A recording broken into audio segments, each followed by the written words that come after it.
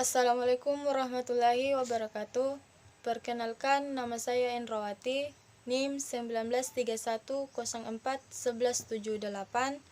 dosen pengampu Ibu Siti Raihan, mata kuliah Perkembangan Peserta Didik, program studi Pendidikan Jasmani Kesehatan dan Rekreasi, Fakultas Ilmu Keolahragaan, Universitas Negeri Makassar.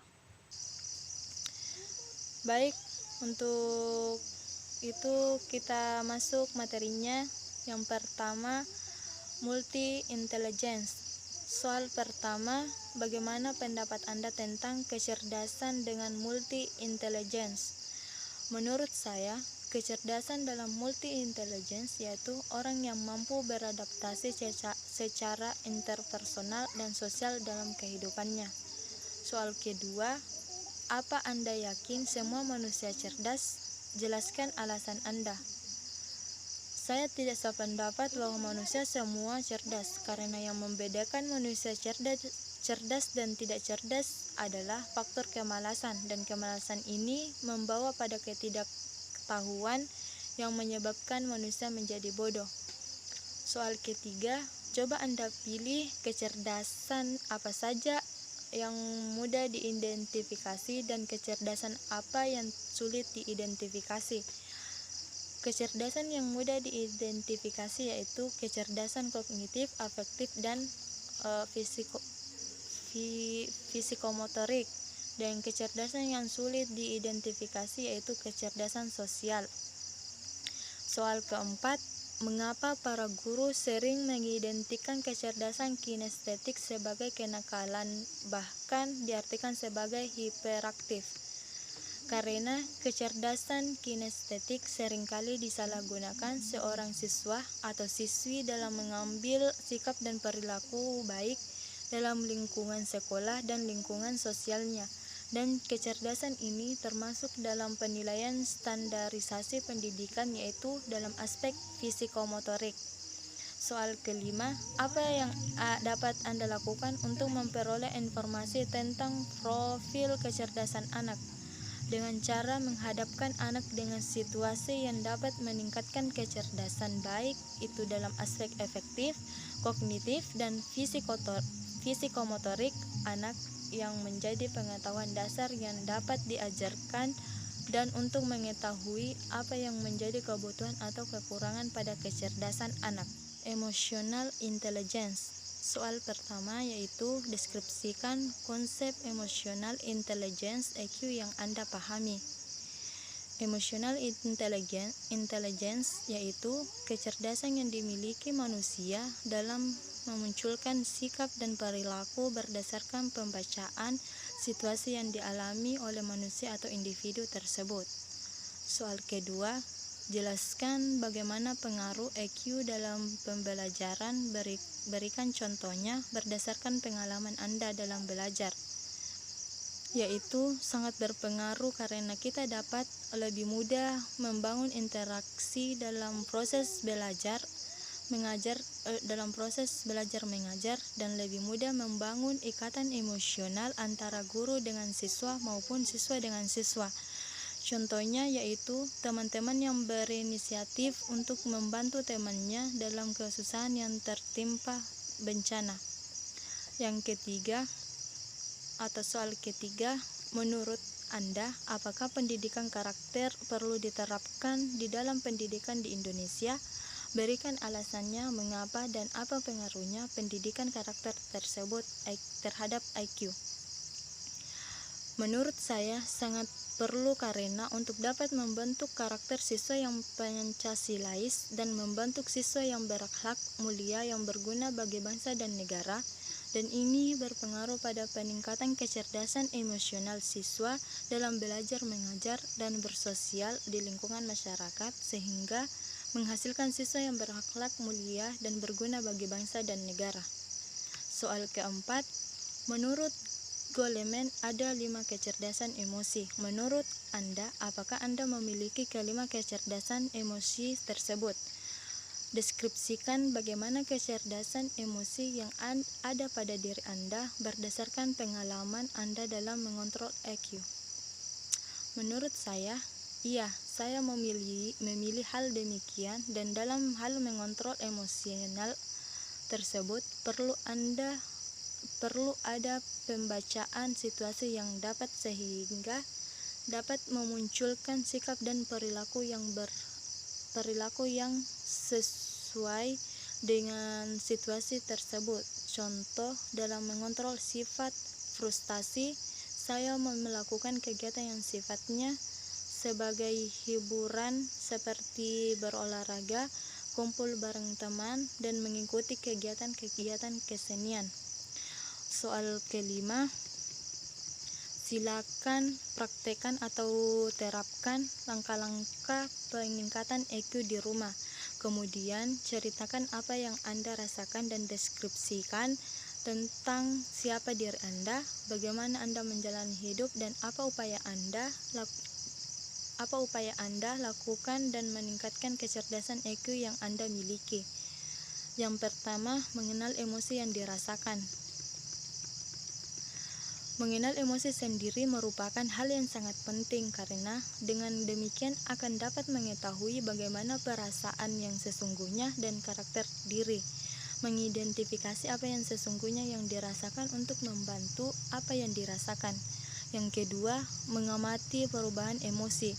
Setiap perubahan emosi, suasana hati, dan perilaku diri sendiri dapat diamati untuk belajar mengatasi berbagai masalah yang timbul. Yang ketiga, mengelola emosi. Pada dasarnya, emosi adalah cara bagi manusia untuk melakukan suatu tindakan yang akan mengatasi penyebab dari kemunculan perasaan tertentu.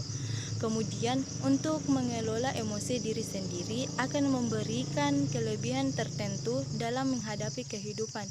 Mengendalikan emosi dan bukannya justru dikendalikan oleh emosi. Yang keempat, mengekspresikan emosi. Ketika kita telah mampu mengendalikan emosi yang dirasakan, maka akan mudah untuk mengontrol ekspresi diri sendiri. Kita akan mampu menahan diri untuk tidak bertindak berdasarkan dorongan emosi negatif dan memberi respon yang tepat untuk berbagai situasi, sehingga menjadi cara meningkatkan emosi yang dapat merugikan diri sendiri. Yang kelima, memotivasi diri sendiri. Pengendalian emosi yang berhubungan dengan kebiasaan berpikir positif, dengan pikiran yang positif pula, dan tidak mudah merasa pesimis akan suatu hal atau bahkan merasa putus asa. Pikiran positif mengenai diri sangat berguna untuk memberi motivasi dan cara membahagiakan diri sendiri ketika kondisi mental sedang menurun. Konsep perkembangan moral dan spiritual. Moral merupakan tingkah laku manusia yang berdasarkan atas baik buruk dengan landasan nilai dan norma yang berlaku dalam masyarakat. Moral dapat dibagi dalam beberapa bagian. Yang pertama, pengasuhan. Orang tua memiliki kewajiban memberikan kesempatan untuk mengambil peran dalam perkembangan anak. Yang kedua, sekolah.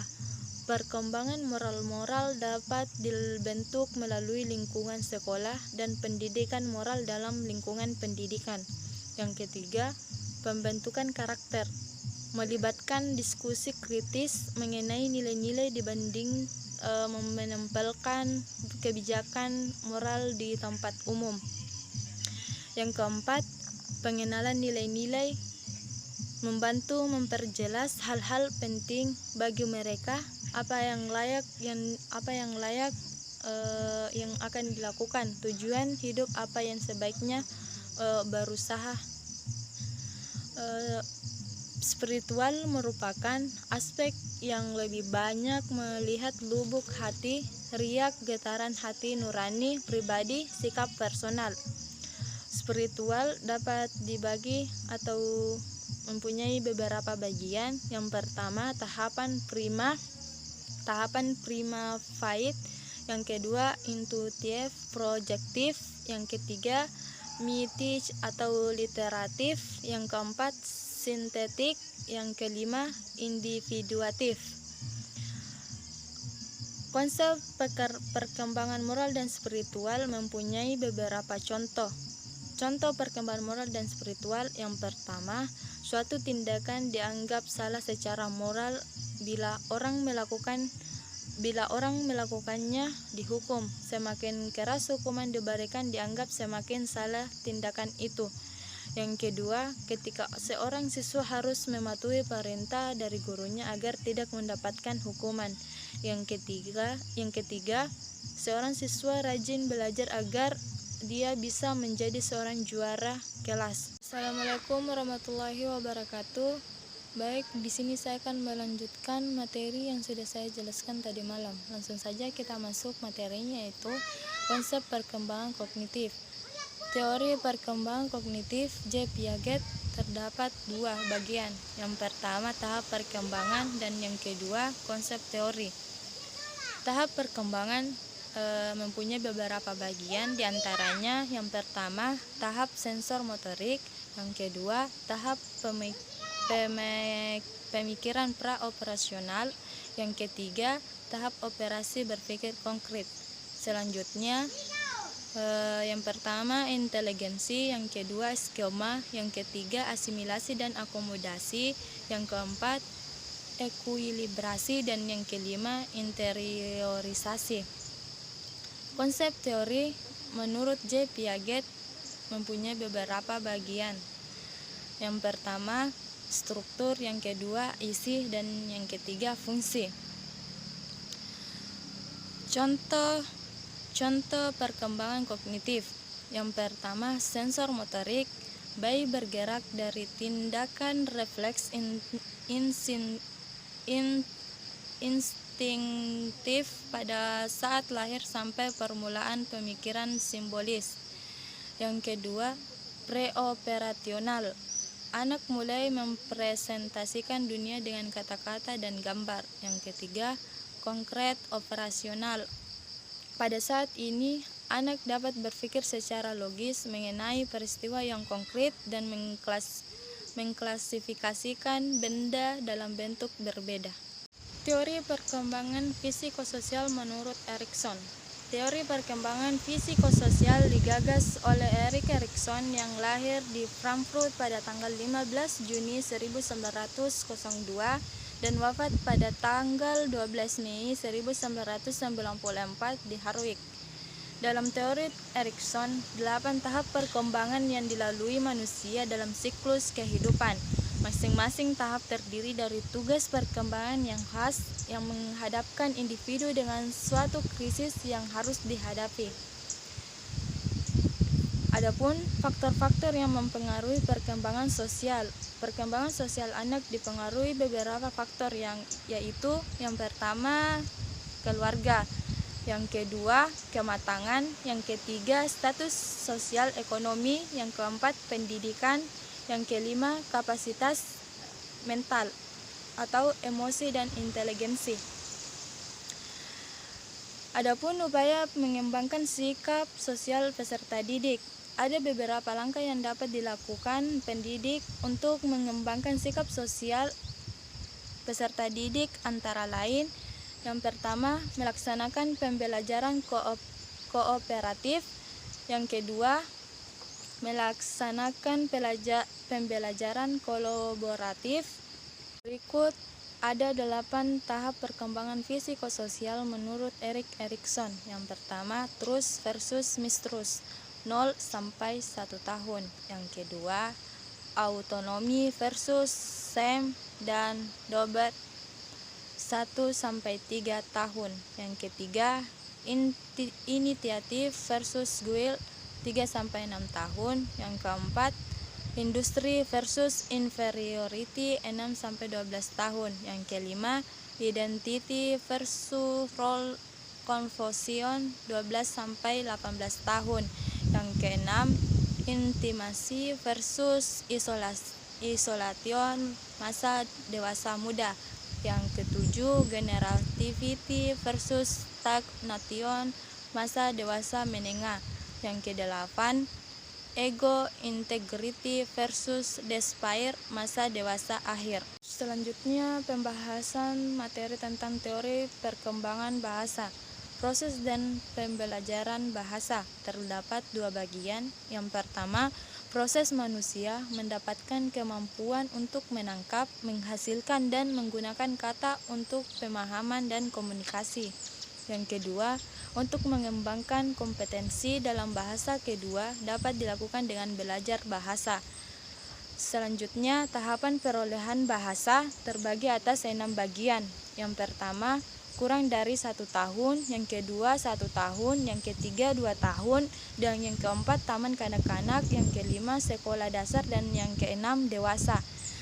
Adapun perbedaan bahasa anak laki-laki dan perempuan. Anak laki-laki mempunyai ekspresi emosional cenderung menggunakan kata-kata kasar, misalnya umpatan, sialan, bedebab, dan sebagainya. Anak perempuan mempunyai menghindari bahasa yang berisi umpatan dalam percakapan dan cenderung menggunakan kata-kata yang lebih sopan, misalnya silahkan, terima kasih, selamat jalan, dan sebagainya. Selanjutnya, pembahasan misbehave. Teori penyimpangan terbagi atas 3 bagian. Yang pertama, ciri-ciri perilaku menyimpang, dan yang kedua, jenis-jenis penyimpangan. Yang ketiga, faktor penyebab perilaku menyimpang. Ciri-ciri perilaku menyimpang terbagi atas 4 bagian.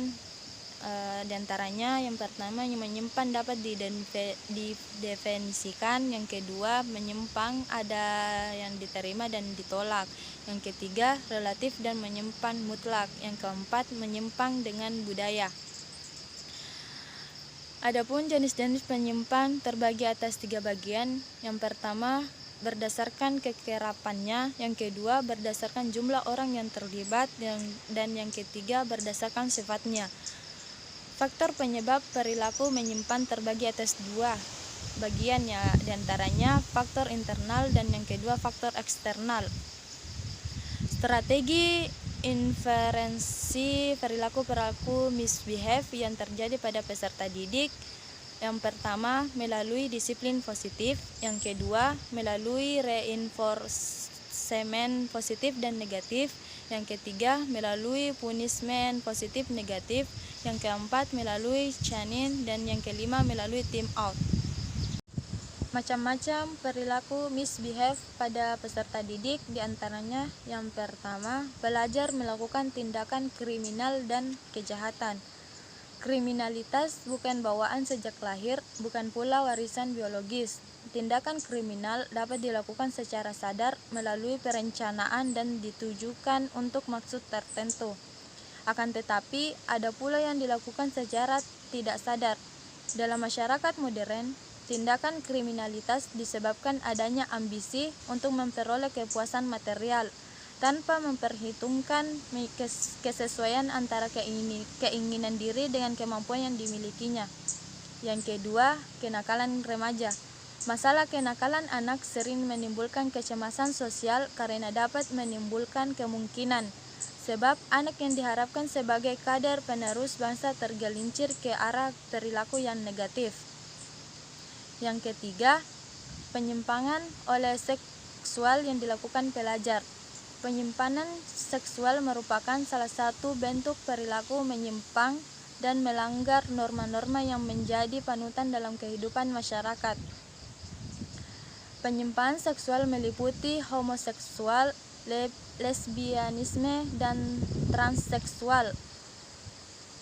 Yang keempat, pelajar meminum alkohol. Alkohol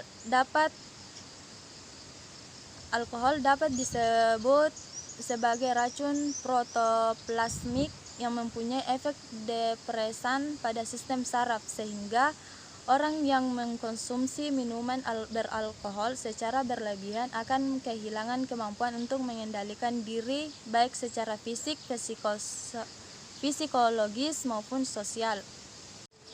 Yang kelima, hubungan seksual sebelum nikah yang dilakukan pelajar.